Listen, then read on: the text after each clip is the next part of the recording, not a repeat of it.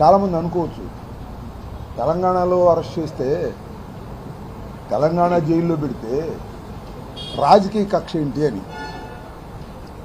ఇక్కడ ఉన్నటువంటి అధికార పార్టీ బొల్లా బ్రహ్మనాయుడు గారి మీద కక్షతో అక్కడ ఉన్నటువంటి వారిని ఇన్ఫ్లుయెన్స్ చేసి అనవసరమైన కేసులో ఇరికించారు. ఎవ్వరికైనా కొద్దిగా కేసు యొక్క పూర్వపరాలు పరిశీలిస్తే అర్థమయ్యేది ఒకటే, బొల్లా బ్రహ్మనాయుడు గారు కానీ ఆయనకి బంధువుగా ఉన్నటువంటి బొల్లా రమేష్ కానీ ఇద్దరూ కూడా మోసపోయారు. బాధితులు 6,25,00,000 రూపాయలు వైట్ మనీని వారికి ట్రాన్స్ఫర్ చేసి నష్టపోయినటువంటి బాధితులు. దొరికిందే తడువుగా దొరికాడరా బ్రహ్మనాయుడు ఇరికించేమన్నట్టుగా ఇక్కడ ఉన్నటువంటి వాళ్ళు ఇన్ఫ్లుయెన్స్ చేశారు. ఎవరో కాదు, సాక్షాత్తు లోకేష్ గారే అక్కడ ఉన్నటువంటి ప్రభుత్వాన్ని ఇన్ఫ్లుయెన్స్ చేశారు. లోకేష్ గారు ఎందుకు ఇన్ఫ్లుయెన్స్ చేశారంటే ఇక్కడ ఉన్నటువంటి ఎంపీ గారు, ఈయన మీద గెలిచిన ఎమ్మెల్యే గారు, ఇంకా కొంతమంది కలిసి లోకేష్ గారికి చెప్పారు, దొరికాడరా బ్రహ్మనాయుడు ఇరికించేద్దాం, వైఎస్ఆర్ కాంగ్రెస్ పార్టీలో ఉన్నాడు, ఒకసారి గెలిచాడు, కాస్త డబ్బులు ఉన్నోడు, ఖర్చు పెడతాడు, కాబట్టి ఈయన కొంగదీద్దాం అనేటువంటి దుర్బుద్ధితో అన్యాయంగా అక్రమంగా బాధితుల్ని ముద్దాయం చేసినటువంటి ఘోరమైనటువంటి కేసుదని ఈ సందర్భంగా చెప్పదలుచుకున్నాను. చాలామంది వినే ఉంటారు కేసు.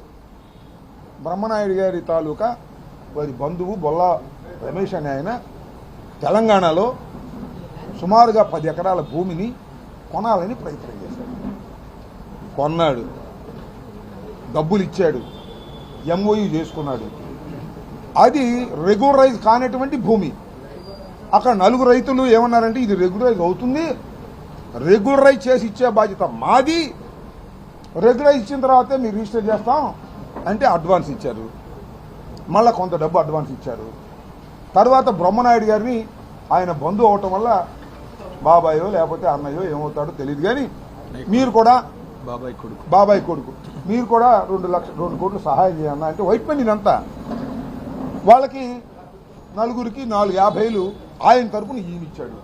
ఇది ఈయన చేసిన తప్పు. ఆయనకు అప్పు ఇచ్చాడు బంధువు కాబట్టి, ఈయన దగ్గర డబ్బులు ఉన్నాయి కాబట్టి, సమయానికి లేవు కాబట్టి ఆయనకి ఇచ్చాడు.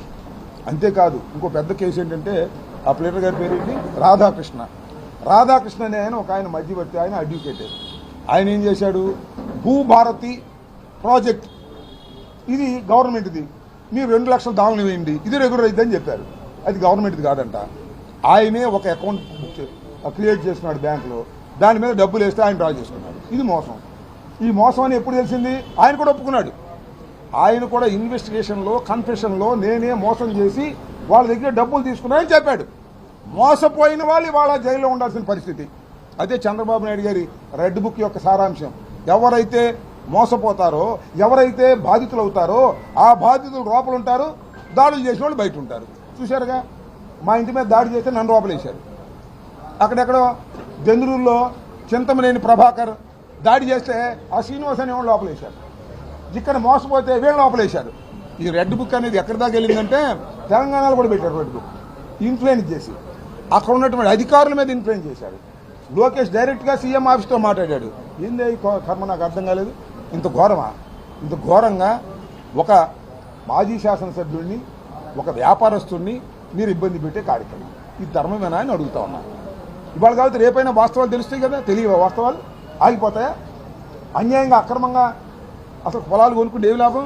ఈ రమేష్ కానీ ఇంకోళ్ళు కానీ రెగ్యులరైజ్ కానటువంటి బొనాలకి డబ్బులు ఇచ్చి ఏం చేసుకోవాలి? వీళ్ళు నాకు అర్థం కాలేదు. తెలంగాణలో ఆ మాత్రం కామన్ సెన్స్ లేదా లోకేష్కి కానీ ఇక్కడ ఉన్నటువంటి నాయకులకు కానీ? ఇది అయిపోయింది. బెయిల్ వచ్చింది. బెయిల్ వచ్చిన తర్వాత అయ్యో మా బ్రహ్మనాయుడు గారిని లోపల పెట్టారే అన్యాయంగా అక్రమంగా అని. ఆయన వచ్చినప్పుడు ఇంటికి 10 మంది వస్తారు. లేదు ఆయన గుడికి వెళ్ళాడు, గుడి దగ్గర 10 మంది వస్తారు. మాజీ శాసనసభ్యుడు ఆయన వీరోచితంగా బయటకు వచ్చాడు, బ్రహ్మాండంగా బయటకు వచ్చాడు అనే ఉద్దేశంతో, తప్పు చేయకోకుండా 14 రోజుల పాటు జైల్లో ఉన్నాడనే ఉద్దేశంతో ఓ పెద్ద దండ చేశారంట. ఆ దండం లాక్కుపోయారంటండి. విన్నారా? ఎవరు లాక్కుపోయింది? పోలీసులు దండం లాక్కుపోయారంట. ఓ మీ దుంప దగ్గర లాండ్ ఆర్డర్ కాపాడాలయా, లేదా అరెస్ట్ చేయాలా ఎవరినన్నా? దండం లాక్కుపోయి కట్ చేశారంట. ఏం పోయే కాలం వచ్చింది ఈ పోలీసులు? నేను అడుగుతా ఉన్నా. పోలీసులు తమ నాయకుడికి ఒక అద్భుతమైన దండ తయారు చేసుకుని అభిమానులు వేస్తుంటే దాన్ని లాక్కుపోయి కట్ చేస్తారు. లేదు డిఎస్సి అనే దాన్ని ఒక బొమ్మగా తయారు చేసి దాన్ని దహనం చేస్తుంటే దాన్ని లాక్కుపోయి కట్ చేస్తారు. సరే చంద్రబాబు నాయుడు బొమ్మను తగలేస్తుంటే దాన్ని కట్ చెప్పాలని సీఎం బొమ్మ అయితే కట్ చేస్తున్నామని రావచ్చు. ఈ దండలు కూడా పెట్టే బాబు మాకు అర్థం కాలే. పోలీసులకి ఏం పోయే కాలం వచ్చింది చెప్తున్నా. అయ్యా పోలీసులకి అందరికీ మనవి చేస్తున్నా, 2 సంవత్సరాలు అయిపోయింది, ఇంకా 3 సంవత్సరాలే ఉంది. ఎవరిని వదిలిపెట్టాం. మీరు ఇవాళ ప్రభుత్వం చేతిలో రౌడీలుగా బిహేవ్ చేస్తున్నారు పోలీస్ యంత్రాంగం. అలాంటి వాళ్ళకే పోస్టింగ్లు ఇస్తున్నారు. అలాంటి వాళ్ళే సిఐలు, అలాంటి వాళ్ళే ఎస్ఐలు, అలాంటి వాళ్ళే డిఎస్పీలు. వినుకొండలో కూడా అంతే. ఇది శాశ్వతం కాదు. ఈ ప్రభుత్వం గుర్తుపెట్టుకోండి. ఇవాళ ఎవరైతే హద్దు మీరి పోలీసు యంత్రాంగంలో పనిచేస్తున్నారో వాళ్ళందరినీ గుర్తుపెట్టుకుంటాం. 3 సంవత్సరాల తర్వాత వైఎస్ జగన్మోహన్ రెడ్డి గారి నాయకత్వంలో ప్రభుత్వం వస్తుంది. ఆ ప్రభుత్వం వచ్చిన తర్వాత మీ అందరికీ చట్ట ప్రకారంగా శిక్షించే కార్యక్రమం చేస్తామని కూడా ఈ సందర్భంగా చెప్పదలుచుకున్నాను. బొల్లా బ్రహ్మనాయుడు గారు వ్యాపారాలు చేసి సంపాదించుకున్న మనిషే తప్ప ఎవరి దగ్గర అన్యాయంగా అక్రమంగా కాజేయాలనే మనస్తత్వం లేని వ్యక్తి. పెదకూరపాడులో నిలబడి ఓడిపోయాడు, వినుకొండ వచ్చాడు, వినుకొండలో గెలిచాడు, మళ్ళా నిలబడ్డాడు, మళ్ళా ఓడిపోయాడు, మళ్ళా నిలబడతాడు, మళ్ళా గెలుస్తాడు. రాజకీయాలు వదిలిపెట్టి పారిపోయేటటువంటి పిరిగిబండ కాదు. 14 రోజులు కాదు 14 మాసాలున్నా మీరేమీ చేయలేరని ముఖ్యంగా ఆంధ్రప్రదేశ్లో ఆయనకు వ్యతిరేకంగా పనిచేసినటువంటి తెలుగుదేశం నాయకులు చెబుతున్నాను. ఆయన పెంచుతున్నారా మీరు? అన్యాయమైన కేసులో పెట్టి పెంచుతున్నారు తప్ప మరొకటి కాదు. ఖచ్చితంగా విచారణలో ఆయనకు న్యాయం జరుగుతుంది. తెలంగాణ పోలీసులు కానీ కోర్టు కానీ విచారిస్తే ధర్మంగా ప్రవర్తిస్తుంది. ఆయన దీనిలో కేవలం మోసపోయినటువంటి బాధితుడు తప్ప ఈయన కానీ ఆ రమేష్ కానీ వీళ్ళు ఎక్యూజుడు కాదనే వాస్తవాన్ని నిదానంగా అయినా తెలుసుకుంటారని నేను భావిస్తున్నాను.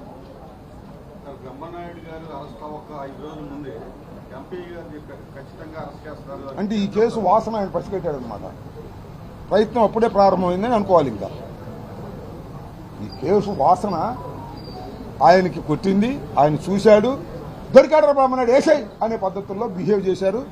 అనుభవిస్తారు దీనికి ఖచ్చితంగా అని కూడా ఈ సందర్భంగా చెప్పాలి.